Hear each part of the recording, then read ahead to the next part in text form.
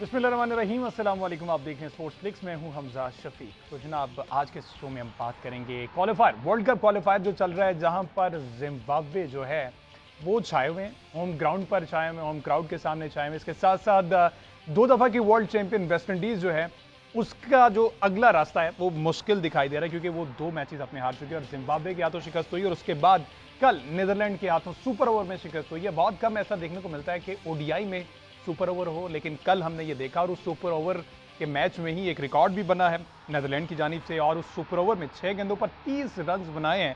तो इस तरह के रिकॉर्ड्स बन रहे हैं। क्वालिफायर की बात करेंगे हम, इसके साथ साथ वर्ल्ड कप का शेड्यूल अनाउंस हो गया है, पाकिस्तान के मैचेस कहाँ कहाँ कब कब हैं इस बारे में बात करेंगे। और इसके साथ साथ पीसीबी मैनेजमेंट कमेटी में जो कुछ तब्दीलियां होने जा रही है, कुछ स्टे ऑर्डर्स लिए गए, ये सारी सूरत पर बात करेंगे। फॉर्मर कैप्टन सलमान भट्ट साहब टेलीफोन लाइन पर हमारे साथ मौजूद होंगे। अस्सलाम वालेकुम भट्ट साहब।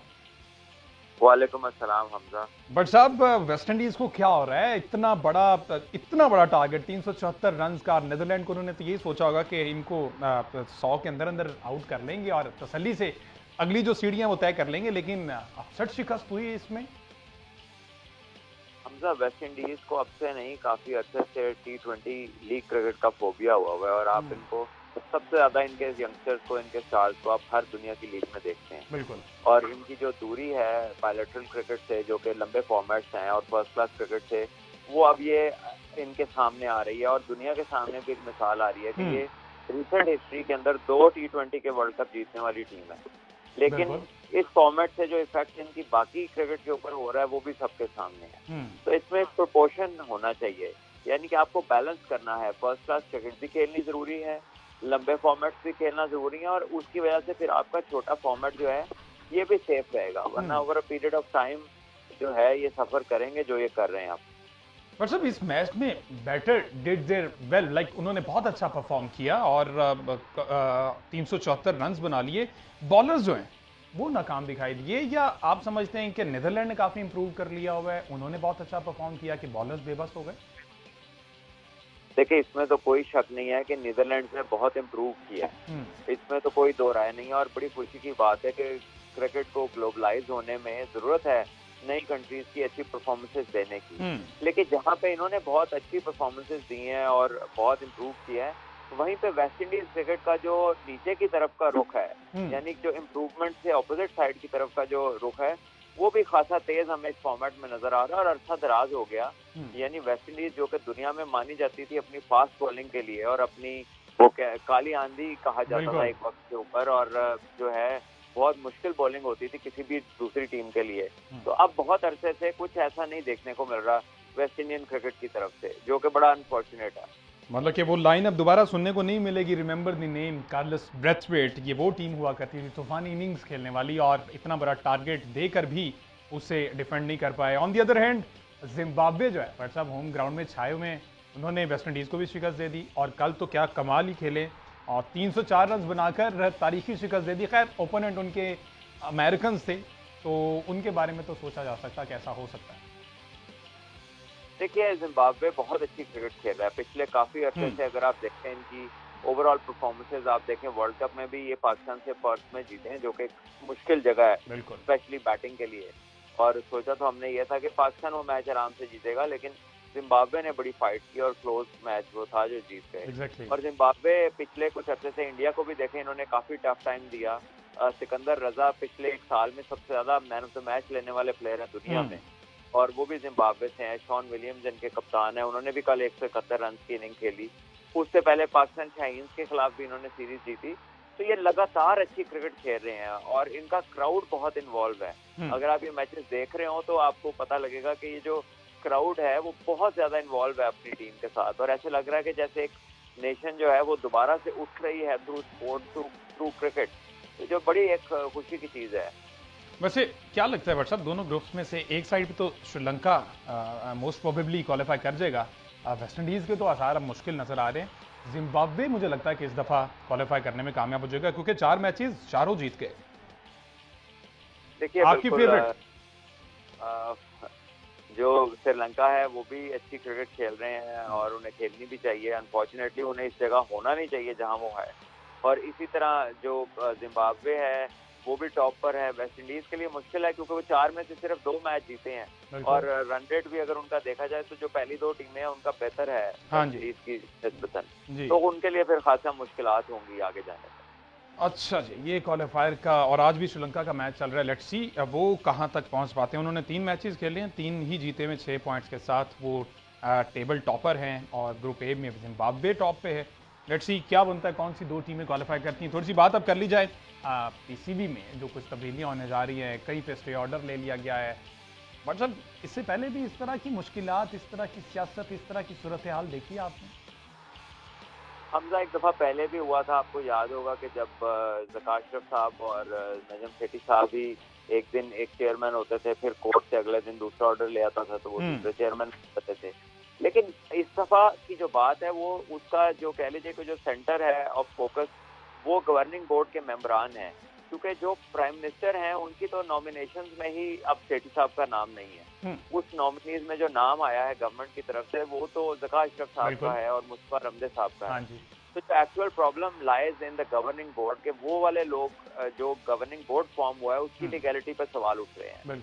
और इसको देखे अगस्त में अगर ये चला जाता है जैसे कि स्टेज सजेस्ट कर रहे हैं तो वो तब तो फिर डेट्स आ जाएंगी टूर्नामेंट की और वो तो बड़ा एक मजाक बनने वाली बात है तब तक। तो मेरा ख्याल है कि इसको जल्द से जल्द रिजॉल्व होना चाहिए और अगर कोई इशू है तो मौजूदा बोर्ड को चाहिए कि वो सुप्रीम कोर्ट में जाके इसको हल करें, ना कि हर पाकिस्तान का जो हाई कोर्ट है वो इसको एक अपना अलहदा स्टे दे दे और अपनी आगे से आगे की तारीख दे दे। मतलब एक ही खेल है और एक ही बोर्ड है जो फिर भी बेहतर चलता है, बाकी तो कोई खेल बेचारी आवाज ही कहीं से नहीं आती।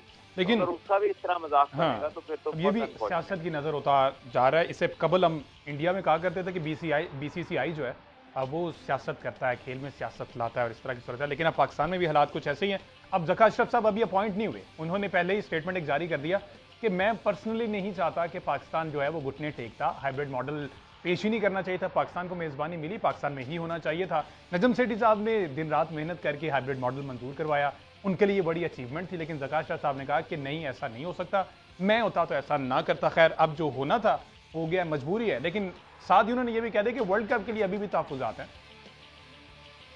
देखिए पाकिस्तान को पॉसिबल है कि 1-2 वेन्यूज के ऊपर तहफ़्फ़ुज़ात हों, जिसमें मुंबई है, जिसमें अहमदाबाद है, वी डोंट नो, मे भी हो सकता है हो। और ये बहस चलेगी जब तक पाकिस्तान वर्ल्ड कप खेल नहीं लेता, उधर चला नहीं जाता। बिल्कुल। दूसरी बात यह कि उनका अपना ओपिनियन है, अगर वो उससे एग्री नहीं करते तो वो चेयरमैन की हैसियत से नहीं उन्होंने बात की, उन्होंने सिर्फ अपना ओपिनियन दिया ज़का साहब ने रिगार्डिंग द हाइब्रिड मॉडल। लेकिन वो भी इस तरह की सिचुएशन में इस तरह की बात करनी चाहिए थी। एक लंबा टाइम पीरियड हमने वेट किया हाइब्रिड मॉडल मंजूर करवाने में। हम होम ग्राउंड में खेलने पे तो बड़ी जल्दी पहले से ही हाथ खड़े कर गए थे, लेकिन हाइब्रिड मॉडल के लिए बड़ी मेहनत की और जब एक्सेप्ट कर लिया गया तो उस पर इस तरह का स्टेटमेंट फिर ऑल ओवर दी वर्ल्ड, क्या आप इम्पैक्ट डाल रहे हैं इस चीज का?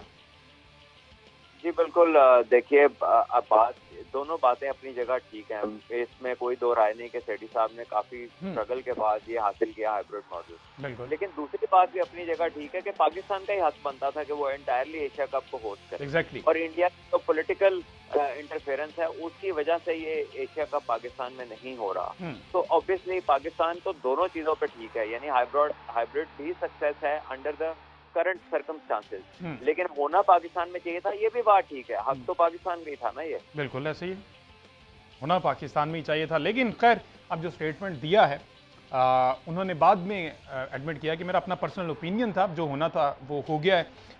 जो कुछ पीसीबी की मुलाकात हुई आईसीसी ऑफिशियल्स के साथ, पाकिस्तान का दौरा जो कर रहे थे, उसमें कुछ तहफ़्फ़ुज़ात सामने रखे गए कि इंडिया में बहुत सी जगह पर हम मैच नहीं खेलेंगे। 3 ऐसे स्टेडियम नाम दिए गए जिसमें कुछ मान ली गई है, कुछ बीसीसीआई की मान ली गई है।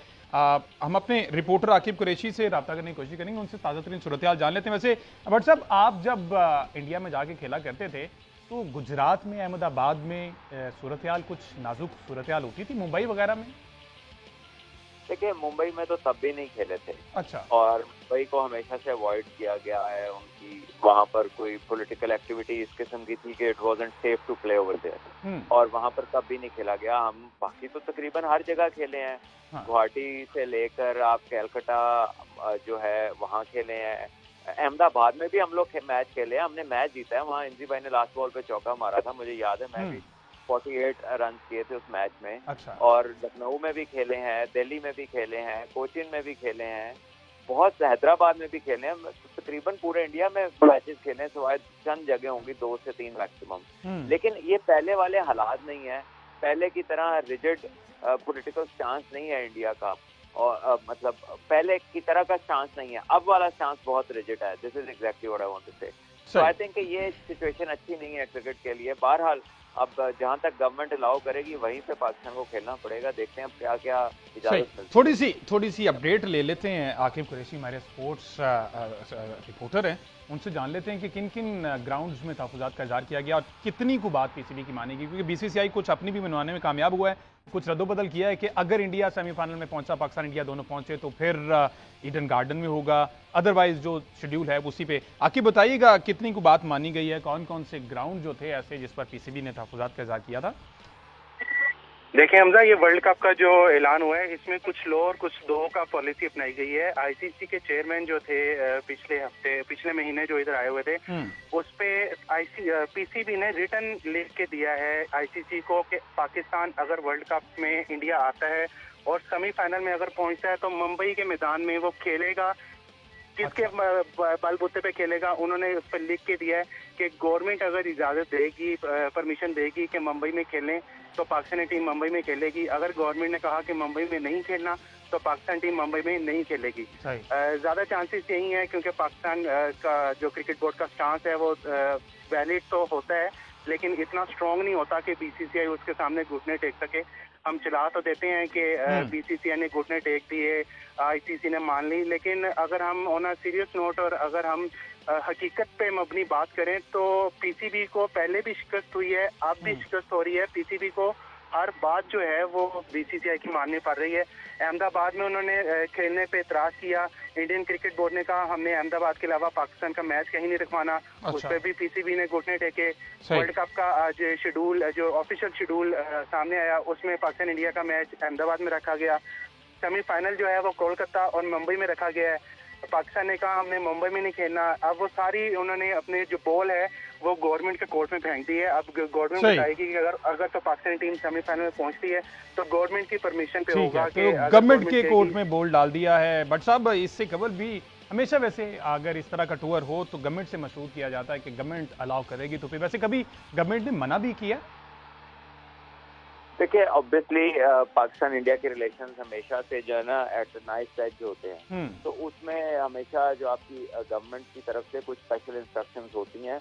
अब वो किस तरह की होती हैं एग्जैक्टली, किन वेन्यूज के ऊपर होती हैं, इसका तो मुझे इल्म नहीं है एग्जैक्टली, बिकॉज हमारी एज क्रिकेटर्स वो पोजीशन नहीं होती जिससे इस तरह की बात की जाए। लेकिन definitely you can feel that जब इंडिया पाकिस्तान आता है या पाकिस्तान इंडिया जाता है तो कुछ ना कुछ स्पेशल इंस्ट्रक्शंस इन प्लेस होती हैं, चाहे वो सिक्योरिटी के हवाले से हो और चाहे वो विजिटिंग सर्टेन प्लेसेस के हवाले से हो। और आप नहीं समझते कि जब से ये गवर्नमेंट आई है बीजेपी गवर्नमेंट, तब से जरा ज्यादा इस तरह के मामला होने लगे हैं? या इससे कबल मुझे याद है मेरा ख्याल 1991 में वो एक तंजीम थी इनकी शिवसेना नामी, उसने पीछे खोद दिया था पाकिस्तान का 2 दिन बाद या 1 दिन बाद मैच था। जी बिल्कुल, शिवसेना नामी तंजीम थी और बिल्कुल आपने सही उनका जिक्र किया है कि वो नहीं चाहते थे कि वहाँ पे पाकिस्तान की टीम खेले और पाकिस्तान ने भी हालात के पेश नज़र मना किया वहाँ पे खेलने से। और अब तो खैर गवर्नमेंट जो है वो ही उस पॉलिसी को वो टो करते हैं जो गवर्नमेंट देती है बीजेपी की। तो डेफिनेटली फिर पाकिस्तान को भी देखना है कि अपने प्लेयर्स की सेफ्टी किधर है, कहाँ आसानी होगी। और वर्ल्ड कप जैसा इवेंट है उसमें लोग पाकिस्तान से शायद ट्रैवल भी करें उधर देखने के लिए, तो तमाम फैक्टर्स को मद्देनजर रख के गवर्नमेंट डिसीजन देगी। ठीक है जी, ये तो कुछ वाज़ेह हो जाएगा। फिलहाल तो ऑफिशियल जो शेड्यूल है वो अनाउंस कर दिया गया है और अहमदाबाद में ही पहला मैच 15 अक्टूबर को पाकिस्तान वर्सेस इंडिया होगा। अहमदाबाद में कुछ तहफ़्फ़ुज़ात का इजहार किया गया था पीसीबी की जानिब से, लेकिन बीसीसीआई और आईसीसी इस पर एग्री नहीं हुए। लेट्स सी आगे क्या होता है। हमारी मैनेजमेंट कमेटी जो है वो जब तक पाल नहीं होती, नया पॉइंट नहीं होते, ये सूरत हाल ऐसी रहेगी, क्लियर कुछ नहीं होगा। और सूरत हाल यही है। बात थोड़ी सी कर ली जाए, श्रीलंका का टूर है जी अगले महीने से, 2 टेस्ट मैचेस खेलने, उसके लिए स्क्वाड जो अनाउंस किया गया है। बट सर पर्सनली सेटिस्फाई आप इस स्क्वाड से, परफॉर्मेंस बेस्ड स्क्वाड सेलेक्ट हुआ है? देखिए पाकिस्तान का जो स्क्वाड है वो काफी हद तक तो बैलेंस ही है और कुछ चीजें हैं जहां पर बात हो सकती है, लेकिन अगर स्पेशली इस टूर के हवाले से देखें तो मिडिल ऑर्डर बैट्समैन को बाहर किया गया और उसकी जगह एक ओपनर को लाया गया, जबकि पहले से शान भी ओपनर है, उसमें अब्दुल्ला शफीक भी ओपनर है और उनके साथ जो है इमामुल हक भी ओपनर है। तो जब 3 ओपनर ऑलरेडी हैं तो आप एक यंगस्टर को एज ओपनर अंदर ला रहे हैं, जबकि एक मिडिल ऑर्डर बैट्समैन जिसको आपने टीम में रखा और मैच भी नहीं खिलाया उसको आपने ड्रॉप कर दिया।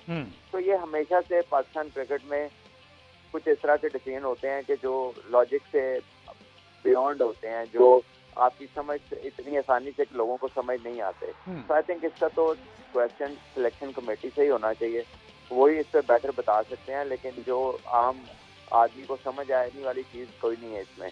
तो अगर आप मिडिल ऑर्डर का बैट्समैन रिप्लेस कर रहे हैं तो उसे मिडिल ऑर्डर से ही करेंगे। आप बॉलर की जगह बैट्समैन तो नहीं डालेंगे या मिडिल ऑर्डर की जगह ओपनर तो नहीं डालेंगे। ये हुरैरा जो है यंग टैलेंट है, नो डाउट, क्या समझते हैं रेफरेंस बेस है या परफॉर्मेंस बेस है? क्योंकि कामरान गुलाम को बाहर निकाला गया है, उनकी जगह इनको लाया गया है। देखिए हमजा हुरैरा की बैटिंग की एबिलिटी में कोई शक नहीं है और उनकी परफॉर्मेंस बड़ी आउटस्टैंडिंग है, वो अपना चांस डिजर्व करते हैं। वो पाकिस्तान ए का टूर किया, वहाँ भी अच्छा खेले हैं, कामरान गुलाम है, फिर उमैर बिन यूसुफ बहुत अच्छा खेले हैं जिम्बाब्वे टूर पर, उन्होंने डबल सेंचुरी भी की, 150 रन की एक वनडे में भी इनिंग खेली, तो प्लेयर्स ने तो काफी परफॉर्म किया। मेरा तो सिर्फ क्वेश्चन ये है कि जिस पोजीशन स्पेशलिस्ट पोजीशन का प्लेयर आप एक हटाते हैं और किसी और पोजीशन का स्पेशलिस्ट उसकी जगह लेकर आते हैं, और वो भी श्रीलंका में जहाँ पे कोई इंग्लैंड नहीं है कि आपको 3 ओपनर खिलाने हैं। यानी इंग्लैंड में बॉल स्विंग होता है, नया बॉल ज्यादा देर तक अपनी शाइन को कैरी करता है, ड्यूक का बॉल, तो वहाँ पर आप नंबर 3 तक भी ओपनर को डाल देते हैं। लेकिन श्रीलंका जहाँ पे तो कई दफा नया बॉल ही स्पिनर कर रहे होते हैं, वहाँ पर आप 4 ओपनर लेके जाएंगे तो फिर उस पर सवाल तो होगा। अच्छा, बॉलिंग की अगर थोड़ी सी बात कर ली जाए, स्पिन डिपार्टमेंट में आप नहीं समझते एक लेग स्पिनर की कमी है, उनको खिलाना चाहिए था? हमने यासिर शाह को कहीं बहुत पीछे छोड़ दिया। बिल्कुल जी, उनको ही नहीं पीछे छोड़ दिया।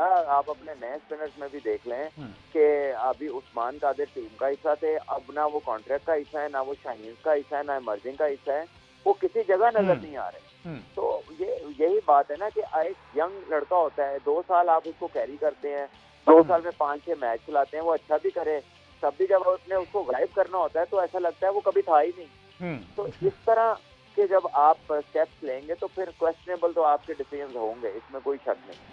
सरफराज अहमद की सिलेक्शन कुछ समझ आ रही है आपको? ना आप उन्हें खिलाते हैं, मुसलसल ट्रैवल भी करवाते हैं साथ, और वो वहाँ पे पानी वगैरह पिला के वापस आ जाते हैं क्योंकि जगह नहीं बनती। आप नहीं समझते कि रिजवान अगर एज फील्डर भी खेल सकते हैं? देखिए इस दफा तो मुझे लगता है कि वो खेलेंगे, क्योंकि उन्होंने बड़ी परफॉर्मेंस दी है, इंग्लैंड की सीरीज में रन भी किए हैं उन्होंने, और जो है क्रूशल मोमेंट के ऊपर उन्होंने रन किए हैं, 100 भी किया है। तो मुझे लगता है कि वही खेलेंगे एज कीपर बैट्समैन, और रिजवान ऑब्वियसली वाइस कैप्टन है, एक ब्रिलियंट प्लेयर है रिजवान का, मैं खुद बहुत फैन हूँ। लेकिन जैसे आपने कहा कि रिजवान वैसे भी खेल सकते हैं, बट आई थिंक कि सरफराज विल गेट अ गो। ठीक है, सरफराज कीपिंग करेंगे और रिजवान समझते हैं कि खेलेंगे एज फील्डर। वैसे उनकी बैटिंग परफॉर्मेंस उस तरह से टेस्ट में नजर नहीं आई जिस तरह से माशाल्लाह T20 में आउटस्टैंडिंग है, टेस्ट में थोड़ा सा स्ट्रगल करते नजर आ रहे हैं। जी बिल्कुल, टेस्ट मैच एक बिल्कुल डिफरेंट बॉल गेम है, और रिजवान ने उसमें कुछ क्रूशल इनिंग्स जरूर खेली हैं, लेकिन उतनी कंसिस्टेंसी से नहीं जिस तरह वो वाइट बॉल में खेलते हैं। बट नो डाउट रिजवान एक बड़े is a very very fine player, और it's about time, matter of time होता है कि आप कभी कभार स्ट्रगल थोड़ा करते हैं विद फॉर्म, दुनिया के बड़े बड़े प्लेयर करते हैं, बट ओवरऑल अगर देखा जाए तो Rizwan has had wonderful last 3 और 4 ईयर, बहुत अच्छी परफॉर्मेंसेज है उनकी भी। ठीक है जी, इब्रार अहमद को भी स्क्वाड में शामिल किया, इससे पहले भी खेल चुके मिस्ट्री बॉलर। आप कहा करते हैं कि कहीं ना कहीं पिक हो जाता है, एक सीरीज 2 सीरीज के बाद ना पिक हो जाता है मिस्ट्री बॉलर, तो इस लंबे फॉर्मेट में आप समझते हैं कि इब्रार की जगह बनती है? देखिए अभी उन्होंने इंग्लैंड के खिलाफ अच्छी बॉलिंग की है और वही वजह बनी है उनकी सिलेक्शन की इस सीरीज में। और मिस्ट्री बॉलिंग का यह है कि पहला 1 साल 1.5 साल तो इनका एक कह लीजिए कि ऐसा पीरियड होता है जिसमें टीमों को इनका इतना अंदाजा नहीं होता, तो वो स्ट्रगल करते हैं इनके अगेंस्ट। लेकिन जब वो एक अरसा गुजरता है 1.5 साल का, उसके बाद जब सारी दुनिया उनको स्टडी करती है तो फिर वो काफी आसान भी होते हैं और इनफेक्टिव हो जाते हैं। और श्रीलंका एक ऐसी टीम है जहाँ पे सबसे ज्यादा ये मिस्ट्री स्पिनर्स आते हैं वहां से, वो उनको खेलते हैं, तो इंटरेस्टिंग होगा कि इब्रार उनके अगेंस्ट कैसा परफॉर्म करते हैं। आमिर जमाल की प्लेइंग 11 में जगह बनती आप देख रहे हैं? क्योंकि हमने लास्ट जो इन्होंने टूर किया है उसमें कुछ उस तरह से परफॉर्मेंस नहीं रही उनकी। हाँ, लेकिन आमिर जो है हमजा, वो एक बड़ा ही पैशनेट और एग्रेसिव कैरेक्टर है, बिल्कुल, और बड़ा इंटेंसली वो अपनी क्रिकेट के अंदर ना इन्वॉल्व होता है। तो और उसकी पेस भी 140 प्लस है, फिट है। I think is a good choice, और मे भी पाकिस्तान को टेस्ट मैच में जो एक ऑलराउंडर की जरूरत है, होपफुली वो उस स्लॉट को फिल इन कर सकें। ठीक है। और अगर ओवरऑल शाहीन शाह अफरीदी ने पहले अपने आप को विड्रॉ किया और अब उनका स्क्वाड में नाम है, तो समझ रहे हैं कि खेल सकते हैं? देखिए, अब वो अगर साथ जा रहे हैं तो we must be fit, and अगर वो फिट है देन मस्ट प्ले, और अगर वो फिट नहीं है तो फिर उन्हें साथ ले जाने का कोई तुक नहीं बनता। तो आई एम अज्यूमिंग कि वो फिट हैं और वो खेलेंगे। और आप समझते हैं कि टेस्ट सीरीज जो है वो ज़्यादा इंपॉर्टेंट नहीं है, आगे वर्ल्ड कप है, तो कहीं ना कहीं उनको बैकअप प्लान ही रखा जाए, ना ही उन्हें खिलाया जाए इस सीरीज? हमजा, बात यह है कि टेस्ट सीरीज भी तो जो है वो वर्ल्ड टेस्ट चैंपियनशिप साइकिल का हिस्सा है। बिल्कुल ऐसे ही है। वो भी तो टेस्ट मैच वर्ल्ड कप का मैच है, तो वो बड़ा इंपॉर्टेंट है। ठीक है जी, लेट्स सी। 16 जुलाई से ये सीरीज शुरू हो रही है, 2 टेस्ट मैचेस हैं। वर्ल्ड कप से पहले तैयारी के लिए भी अच्छी ये सीरीज होगी, ऑल्दो टेस्ट मैचेस हैं, बट आगे टेस्ट चैंपियनशिप के लिए भी ये काफ़ी कारआमद साबित होगी। आज के शो से फिलहाल इतना ही।